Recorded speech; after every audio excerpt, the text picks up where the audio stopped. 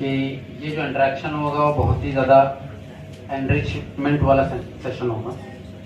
तो सर से ओव्हरऑल जो बात की आहे, सरांनी जे काही सांगितलं, मी मराठीमध्ये बोलतो कारण मला थोडंसं मराठी जास्त जमतंय। तर सरांच्या या ओव्हरऑल इंटरॅक्शनवरून आपल्याला हे कळतोय की आपल्याला काय बनायचं नाही, मेंटर बनायचं नाही। म्हणजे काय होतो, बऱ्याच वेळेस पालकांचा विद्यार्थ्यांचा एक प्रॉब्लेम होतो की जे कोर्सेस असतात जे नसतात, जर एखादा कोर्स जर पॉप्युलर असेल तर सर्वजण आपण त्याच कोर्सकडे जात असतो।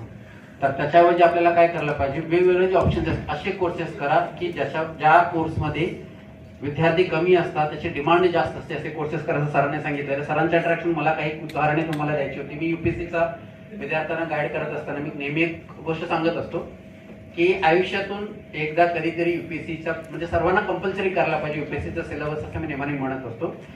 एनडीए एग्जाम ही त्याच्या अगोदरची एग्जाम, म्हणजे 11वीं 12वीं के वक्त में एनडीए करना है।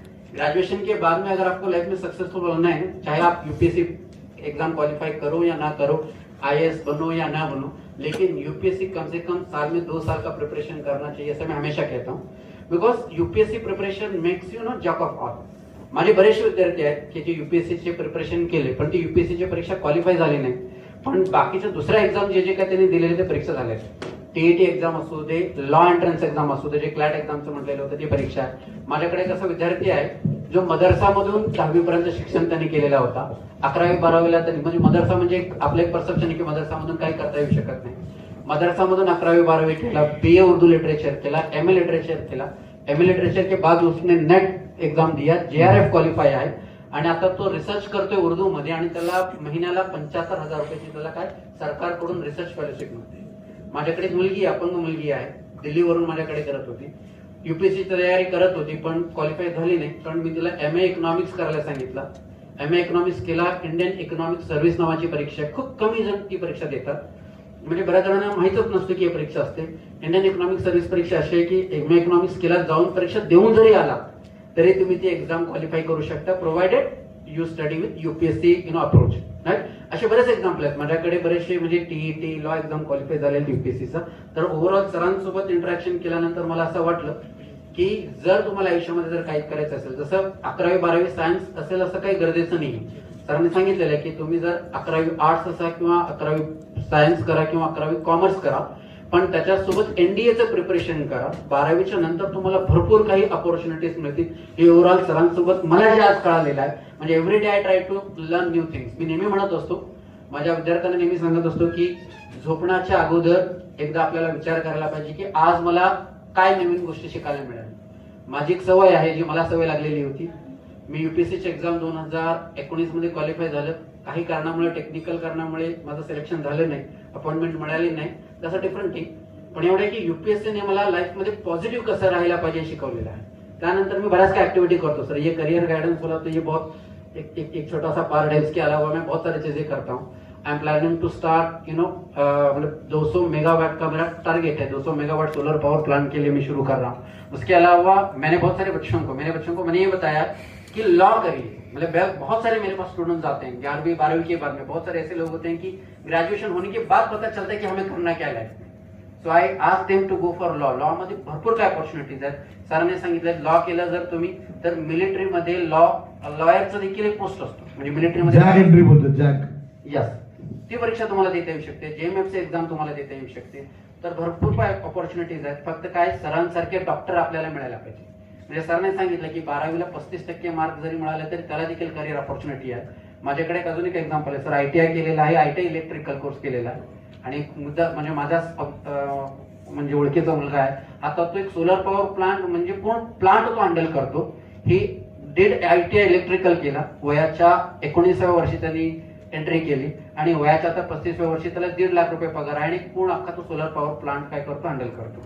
तर बऱ्याच वेळेस आपल्या आयुष्याच्या एका ठिकाणी कधी आपल्याला काय करता यायला पाहिजे, कुठे प्रॉब्लेम असेल तर कुठे आपल्याला प्रॉब्लेम सोल्युशन करता यायला पाहिजे, हा महत्वाचा आहे। तर अख्खा हे जो कार्यक्रम आहे, मी सुरुवातीला ठरवलेलं होतं की कुठल्याही राजकीय व्यक्तींना स्टेजवर आणायचं नाहीये, कुठलाही सत्काराचा कार्यक्रम करायचा नाही, त्यामध्ये आपल्याला टाइम वेस्ट करायचा नाही। अशा प्रकारचे जे इंटरॅक्शन असतात त्या इंटरॅक्शन मधून इंटेन्शन एवढंच आहे की विद्यार्थ्यांना राईट डायरेक्शन मिळता यायला पाहिजे।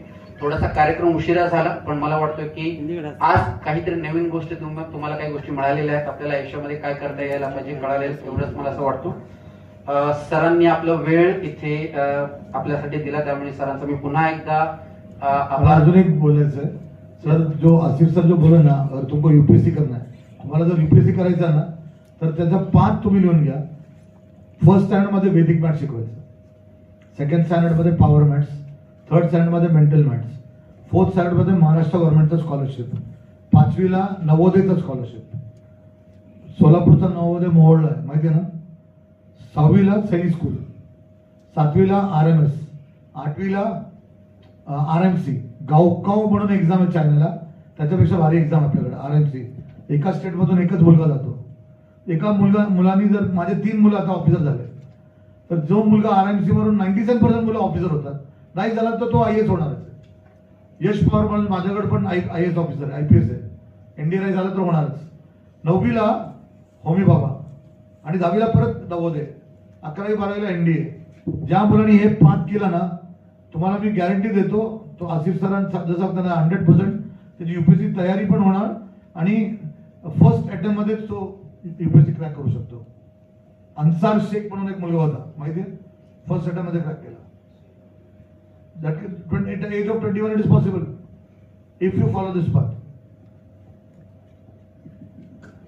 Yes, thank you sir. अजून एक एक्झाम्पल, आवाज येतो? आवाज आ रही? सॉरी, अजून एक एग्जाम्पल है सर. मेरी स्टूडेंट है, केरला से है, IAS है, म्हणजे रिसेंटली UPSC का एग्जाम क्वालिफाई किया है. बट उसकी एक सिस्टर है जिसने BSc नर्सिंग किया है और BSc नर्सिंगच्या सोबत जर्मन लँग्वेज तिने शिकलेली आहे आणि जर्मनीमध्ये तिला 2.5 लाख पगार आहे. IAS ला भारतामध्ये किती पगार आहे मला माहिती आहे, काय किती पगार असतो. IAS ला पगार असते भारतामध्ये सुरुवातीचा पगार 55,000 सुरुवात होते, पण BSc नर्सिंग प्लस जर्मन जसं पूछा रे, दोनों ने कुछ पूछा नहीं, पगार पूछे, मैं ऑडियंस को छोड़ने वाला नहीं है.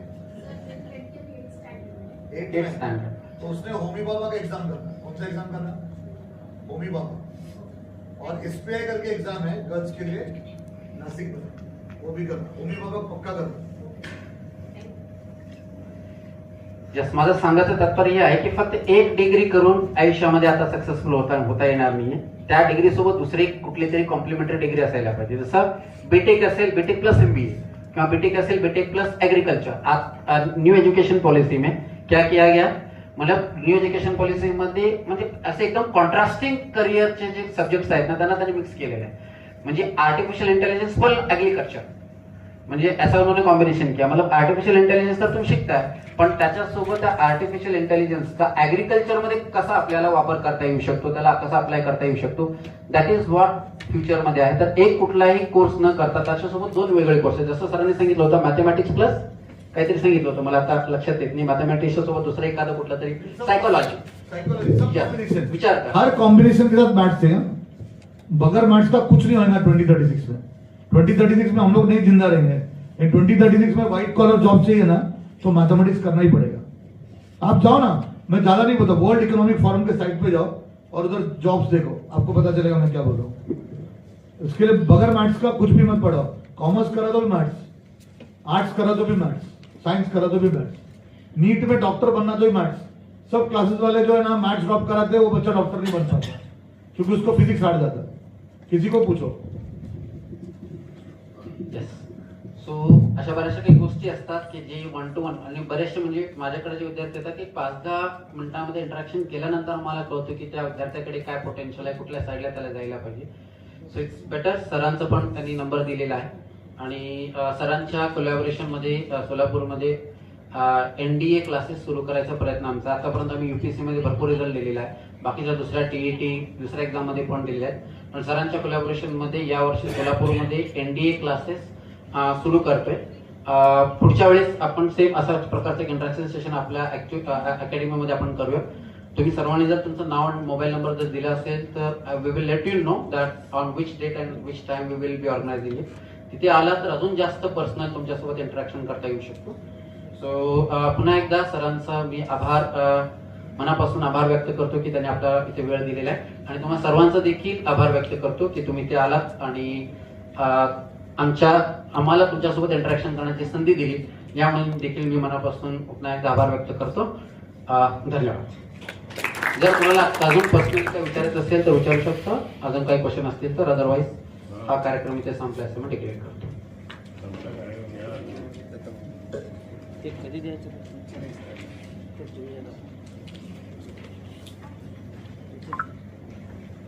जिन लोगों ने अभी नाम नंबर रजिस्ट्रेशन नहीं किया है वो प्लीज जाने से पहले करके जाएं, ठीक है? ये मैं यहाँ पर दे रहा हूँ, जिन्होंने नहीं किया वो कर दें।